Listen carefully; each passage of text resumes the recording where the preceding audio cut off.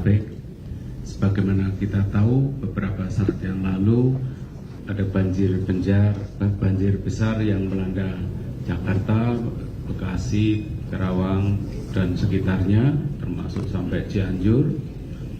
Dan kalau hal ini ditangani secara biasa-biasa, kita khawatirnya akan semakin membesar di waktu yang akan datang. Oleh karena itu, kita tadi membahas penanganan yang lebih sinergis, lebih komprehensif dari hulu sampai dengan hilir. Oleh karena itu, tadi forum menyepakati untuk dibentuk tim yang bertugas untuk merumuskan secara detail aksi konkret di lapangan dan juga sekaligus melakukan monitoring dan evaluasi. Tadi disepakati di rapat, ketua timnya adalah Bu Wamen Pekerjaan Umum, dan kemudian nanti anggotanya adalah berbagai eselon 1 di masing-masing KL, termasuk dari daerah, yaitu tadi dihadiri juga oleh Pak Gubernur DKI, oleh Pemprov Jawa Barat dan Pemprov Banten. Jadi ini adalah upaya kita untuk melakukan penanganan sekali lagi secara komprehensif dan sinergis, sekaligus juga sistematis, mana yang bisa kita lakukan tahun ini, mana yang harus dilakukan tahun depan, oleh siapa, ya, kapan selesai, kapan dilakukan, dan seterusnya. Jadi ini tim yang ditangani secara komprehensif, karena memang kita korbannya sangat besar, jadi pengorbanan ekonomi sangat besar, dan ini tidak bisa dibiarkan terus. Oleh karena itu kami berusaha untuk menangani lebih optimal. Saya kira itu yang tadi kita bahas pada rakor pada pagi hari ini. Saya persilahkan pada Bu Wamen untuk menyampaikan lebih lanjut. Baik, terima kasih Pak Menko. Bismillahirrahmanirrahim. Menindaklanjuti dari apa yang disampaikan oleh Bapak Menko PMK, kami dari Kementerian PU sebenarnya sudah melakukan pertemuan dengan 3 gubernur DKI Jakarta, Jawa Barat, dan juga Gubernur Banten. Semuanya itu adalah membahas terkait dengan permasalahan terjadinya banjir Jabodetabek Bujur, dan tentunya kami juga bersama-sama dengan Bapak Menteri ATR dan seluruh gubernur ini juga sudah sepakat untuk menangani permasalahan banjir yang ada di Jabodetabek Bujur. Nah, hal yang terpenting adalah kita akan menyelesaikan tanggul, ya, penyelesaian tanggul yang sampai dengan saat ini untuk DKI Jakarta masih menyisakan 16,5 km, dan juga untuk Bekasi masih memerlukan 19,6 km. Ini akan didukung bersama-sama dengan pemerintah daerah, dan pemerintah daerah sudah sepakat untuk hal ini. Kita nanti sesuai dengan arahan Bapak Menko, kita akan membuat tim perumus siapa berbuat apa dan pelaksanaannya tahun berapa. Dan tentunya kami nanti juga harus melakukan monitoring terkait dengan pelaksanaan dari pengurangan pengendalian bencana banjir ini. Mungkin itu yang bisa kami, dan kami mohon dukungan dari semuanya. Terima kasih dan wassalamualaikum warahmatullahi wabarakatuh.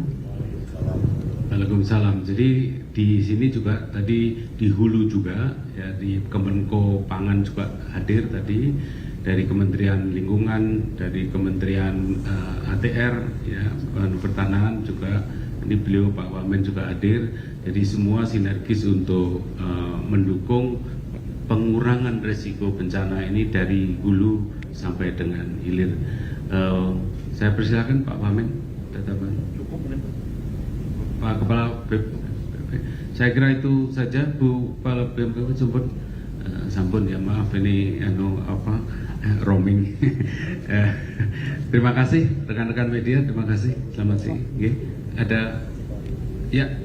Untuk mitigasi jangka pendek Pak, banjir di saat nanti hari raya, apakah ada langkah-langkah dari pemerintah Pak?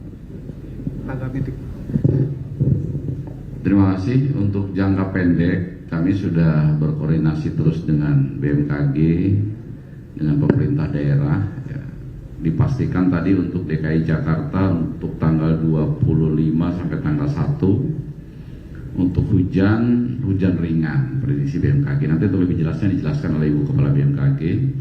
Hanya ada ancaman banjir rob mulai tanggal 28 sampai tanggal 1. Nah tadi Pak Gubernur DKI juga dengan kami sudah melakukan langkah-langkah mitigasinya. Kemudian untuk Jawa Barat itu yang prediksi hujan agak lebat, sedang sampai lebat adalah di tanggal 28 dan titiknya di puncak gitu ya. Jadi untuk menyikapi hal tersebut, BNPB dengan pemerintah Provinsi Jawa Barat sudah sepakat mulai tanggal 27, 28, 29, 30 juga dilaksanakan rekayasa cuaca. Untuk Jawa Barat bekerja sama dengan TNI, terbang siang, untuk BNPB terbang malam.